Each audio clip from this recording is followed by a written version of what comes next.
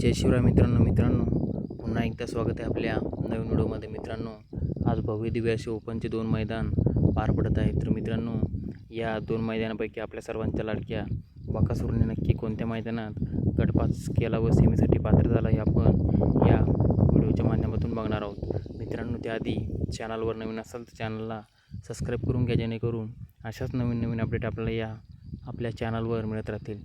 तर मित्रांनो, आपल्या सर्वांचा लाडका बकासूर सकाळी शिरवळ मैदानात पळाला, मात्र मित्रांनो त्यामध्ये बकासूरची गाडी फॉल झाल्यामुळं बकासूरची त्या शिरवळ मैदानामध्ये गटाला सार झाली होती।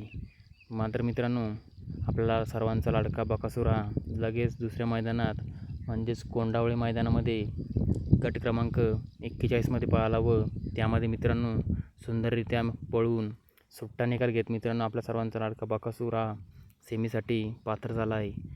तर मित्रांनो, आपल्या सर्वांच्या लाडक्या बकासूरला सेमीसाठी खूप साऱ्या शुभेच्छा। मित्रांनो, अशाच नवीन व्हिडिओसाठी आपल्या चॅनलला सबस्क्राईब करून घ्या। धन्यवाद।